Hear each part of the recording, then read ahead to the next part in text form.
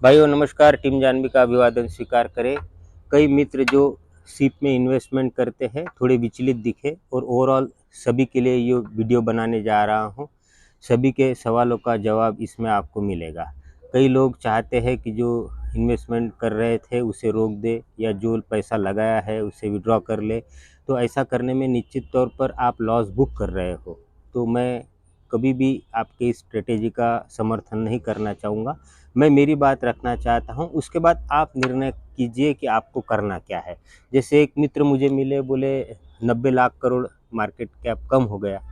तो मैं बोला आपका इन्वेस्टमेंट कितना है? बोले 1 लाख के करीब। तो मैं बोला आपका ये साल में कितना पैसा घटा है, कितना माइनस है आपका पोर्टफोलियो? बोले मुश्किल से 10-11 हज़ार रुपये। और आज के दिन में यानी कल जब मार्केट शुरू था तब की बात है, तो आज के दिन में कितना आपका लॉस है एक दिन में? तो बोले 1200-1500 रुपये लॉस है। तो 1200-1500 रुपये लॉस है, पूरे साल में 10,000 रुपये लॉस है। तो ये इतनी बड़ी घटना नहीं है कि हम मार्केट से पैसा विड्रॉ कर ले या मार्केट ख़राब हो गया या जो इन्वेस्टमेंट करना हमने स्टार्ट किया है उसको ब्रेक कर दे। मार्केट की चाल है, स्वाभाविक है। जहाँ हम 10 साल से लगातार मार्केट में पैसा बना रहे थे, कोई साल ऐसा भी आता है कि नेगेटिव रिटर्न मिलता है। पर ओवरऑल जो है सिर्फ इंडिया की बात नहीं है, ये ग्लोबल ट्रेंड है। अभी और एक ट्रेंड चल रहा है कि सेल इंडिया बाय चाइना।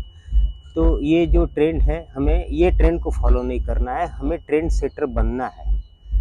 आने वाले 1 महीने बाद आप देखेंगे लोग कहेंगे by India, hold India, great India. फिर तब तक अगर मार्केट बढ़ गया और आपने मार्केट से पैसा आज विड्रॉ कर लिया तो आप फिर से जल्दी एंट्री नहीं कर पाओगे। तो कोई भी ट्रेंड को फॉलो करने के पहले आप आराम से सोचिए और आपका इन्वेस्टमेंट कितना है आप उस पर फोकस कीजिए, आपका लॉस कितना है आप वो देखिए। ओवरऑल जो आप अखबार में पढ़ते हो या टीवी पर देखते हो और वो जो बड़े बड़े फिगर आते हैं, ये कोई मतलब की बात नहीं है।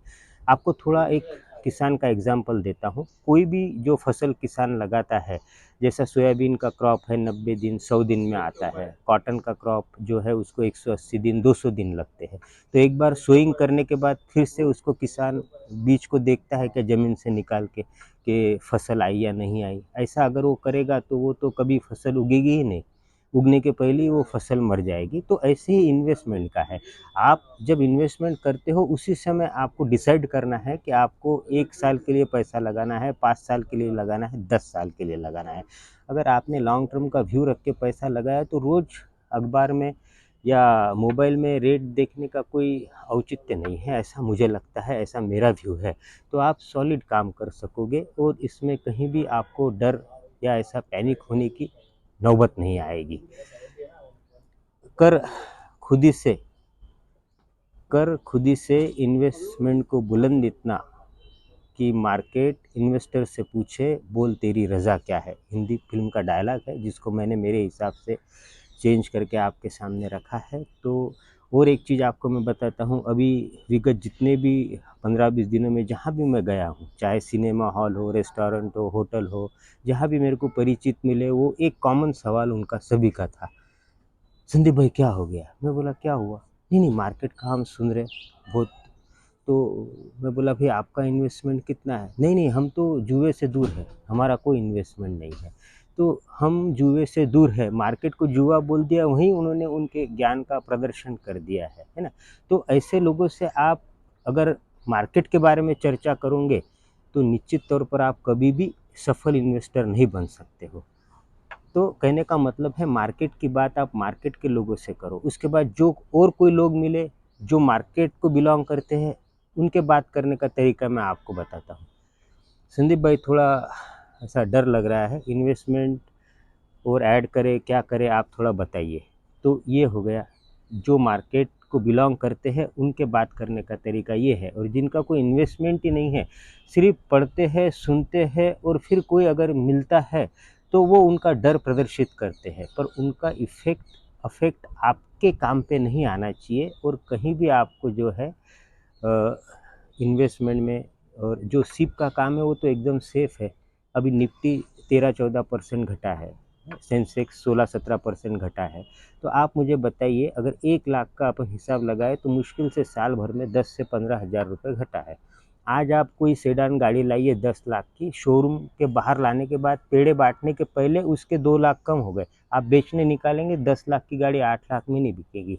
एक आधी लग्ज़री गाड़ी आप लाइए 1 करोड़ में और उसको आप 2 दिन बाद बेचने निकालिए, 70 लाख भी आना मुश्किल है। फिर भी हम वो गाड़ी में सफ़र करते हैं क्योंकि हम उसका वैल्यूएशन नहीं देखते हैं कि आज हमने लिया है 2 दिन बाद उसके 70 लाख हो गए। ऐसा अगर सोचे तो हम 1 करोड़ की गाड़ी ले ही नहीं पाएँगे और लिया तो उसमें घूम नहीं पाएँगे। तो कहने का मतलब है, आप जो इन्वेस्टमेंट करते हो रोज़ रेट देखने की ज़रूरत नहीं है।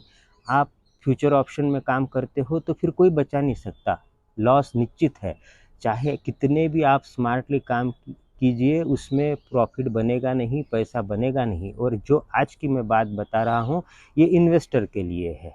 फ्यूचर ऑप्शन के लिए मेरा व्यू कल भी वही था, आज भी वही है, आने वाले समय में भी वही रहेगा। कभी पैसा बनेगा नहीं, वो चीज़ से आप दूर रहिए। वो सट्टा है, वो स्पेकुलेशन है। और मार्केट जो है ये इन्वेस्टर को कभी निराश नहीं करता है। मैं 9 साल का था तब से इन्वेस्टमेंट कर रहा हूँ, 30 साल से ज़्यादा हो गए। बहुत कम अमाउंट होगा मेरा इन्वेस्टमेंट का, हज़ारों में होगा, पर कहीं भी आज तक 30 साल में मेरे को मार्केट का अनुभव बुरा नहीं आया, कभी भी नहीं आया।